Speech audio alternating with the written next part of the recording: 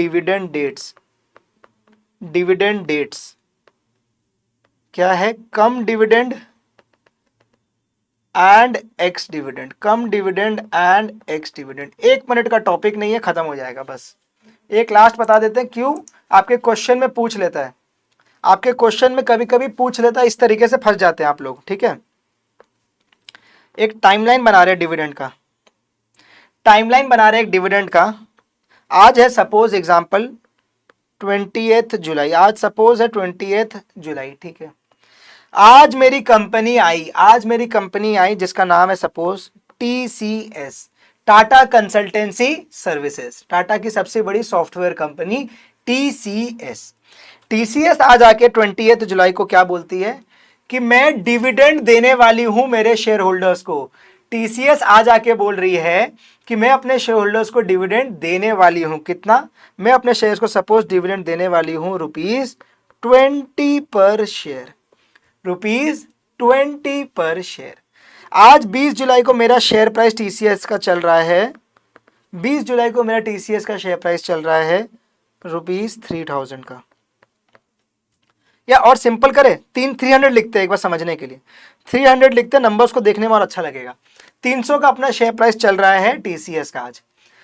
अब लिखना नहीं है, सिर्फ समझिए। 20 जुलाई को उन्होंने आके क्या किया है? डिक्लेयर किया है।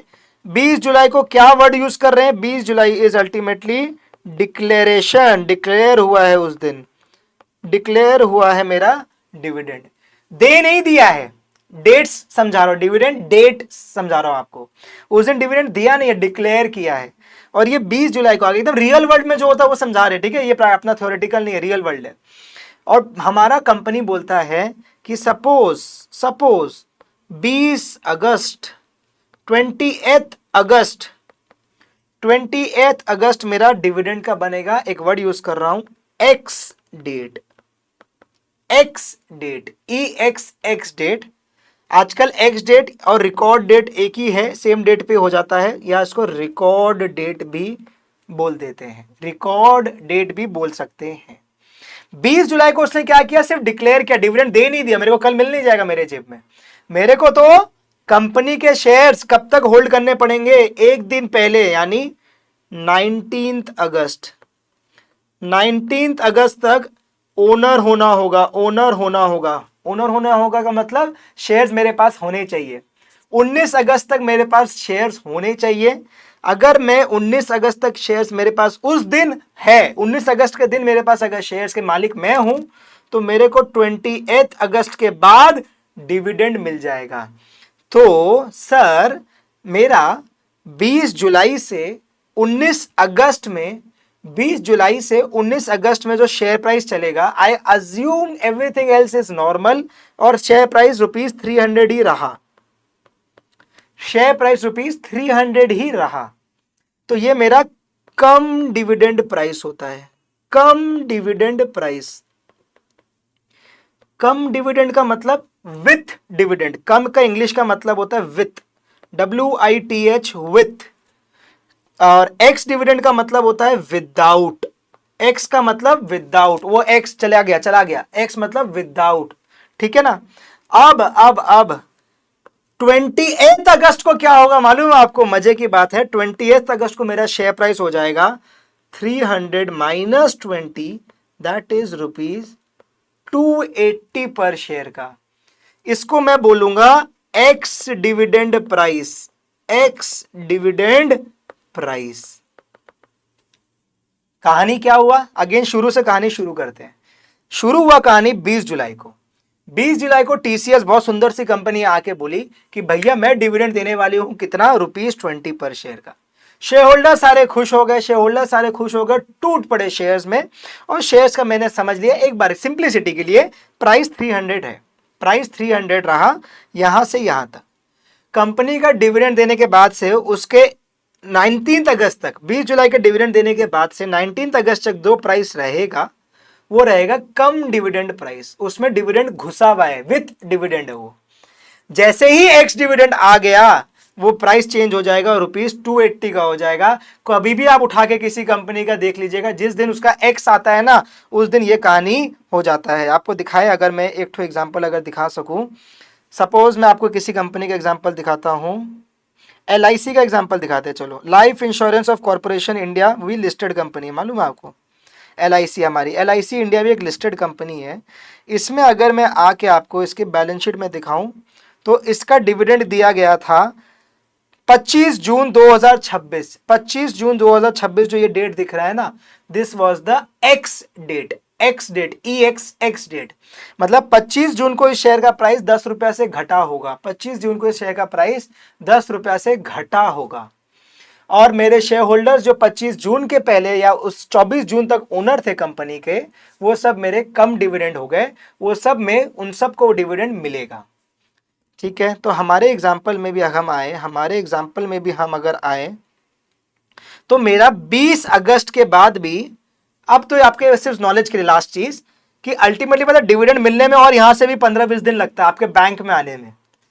तो आपको जो 20 जुलाई को डिविडेंड अनाउंस हुआ वो आपके बैंक में आने तक हो सकता है 15 सितंबर 10 सितंबर हो जाए, बट आपको ओनर रहना है 19 अगस्त के दिन में। सर क्या मैं 20 जुलाई को अगर ओनर हूं, listen to me very carefully, मैं 20 जुलाई के दिन ओनर हूं, मैंने 15 अगस्त को सेल कर दिया, ओहो 15 अगस्त को सेल कर दिया, विल आई गेट डिविडेंड और नॉट? यस और नो में आंसर, यस और नो में आंसर, यस और नो में answer. Will I get dividend और नॉट? सर 15 अगस्त को आपने डिविडेंड सेल कर दिया, दैट मीन्स 19 अगस्त के दिन आप ओनर नहीं थे। आप अगर ओनर नहीं थे तो आपको डिविडेंड नहीं मिलेगा, आपको डिविडेंड नहीं मिलेगा। अगर मैं 15 अगस्त को सेल कर दूं और 18 अगस्त को बाई कर लूं, 18 अगस्त को बाई कर लूं, 18 अगस्त को बाई कर लूं, तो क्या डिविडेंड मिलेगा? The answer is yes. आपको अल्टीमेटली 19 के दिन पे क्या है वो देखना है। 19 के दिन में एम आई द ओनर और नॉट? 19 अगस्त तक आपने अगर शेयर रखा है अपने जेब में, अपने डीमैट अकाउंट में, तो आपको डिविडेंड मिल जाएगा। 20 अगस्त को उसका प्राइस उतना रुपया से घट जाता है। अल्टीमेटली कोई फायदा डिविडेंड से कभी नहीं होता है, ठीक है, शॉर्ट रन में कभी नहीं होता है। तो ये मेरा कम डिविडेंड एक्स डिविडेंड का मतलब रहा। होप सो ये कंसेप्ट समझ में आएगा। क्विकली लिखना चालू करेंगे। कम डिविडेंड एक्स डिविडेंड के अंदर cum means with, ex means without. Cum means with, ex means without. If a share is cum dividend, if a share is cum dividend, it means क्या मतलब?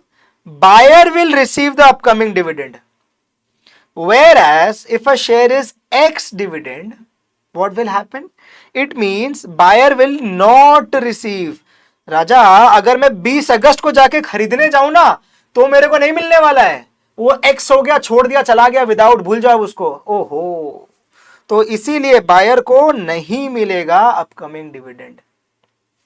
रिकॉर्ड डेट क्या होता है? Date when the company finalises the list of share holders eligible for dividend.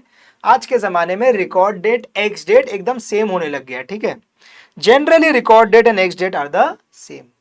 पहले थोड़ा gap हो सकता था, 1 दिन 2 दिन का गैप हो जाता था। अब आज के जमाने में T+1 सेटलमेंट वगैरह हो गया है। अब रिकॉर्ड डेट एक्स डेट का कोई चाप नहीं है, सेम डेट हो जाता है। डन, लिख लिया। अब एग्जाम्पल, एग्जाम्पल में ऐसे, एग्जाम्पल में पहले तो यहां से इतना एग्जाम्पल देखेंगे कि ABC limited announces a dividend of ₹10 per share. Ex dividend, ex date है सॉरी 5th में, रिकॉर्ड डेट भी 5th में। अब आपको पूछ रहे हैं कि मेरा 4 में और बिफोर अगर है, 4th में और बिफोर है, तो रिकॉर्ड कम एक्स स्टेटस क्या है? कम डिविडेंड है, कम डिविडेंड डेट है। अरे 5 मई को मेरा एक्स है ना, तो 4 मई या उसके पहले कम डिविडेंड के डेट्स है ये सारे। उस समय अगर मेरे पास शेयर है तो मैं को, बायर को क्या मिलेगा? डिविडेंड मिलेगा। बायर को क्या मिलेगा? Buyer who bought the stock on और बिफोर 4th में एंड हेल्ड इट, उसके पास उस दिन होना चाहिए, 4 मई को उसके पास होना चाहिए, बस ये इंपॉर्टेंट है। 5 मई और लेटर पे जाओगे तो ये एक्स डेट बन जाएगा और सेलर हो जिसके पास स्टॉक होगा ना उसको मिल जाएगा। मतलब मेरे पास अगर मेरे एग्जाम्पल में 19 अगस्त पे शेयर्स था, 20 अगस्त को मैं सेल कर दूं, बेच दूं, तो 19 अगस्त को अगर मैं सेलर भी हूं ना तो भी मेरे को डिविडेंड मिलेगा। ये ध्यान रखने की चीज है, एमसीक्यू में आ सकता है। स्मार्ट क्वेश्चन अगर बनाना हो ना कभी इंस्टीट्यूट को, इस टाइप का क्वेश्चन देना चाहिए उसको, असल में टेस्ट करेगा आपको नॉलेज।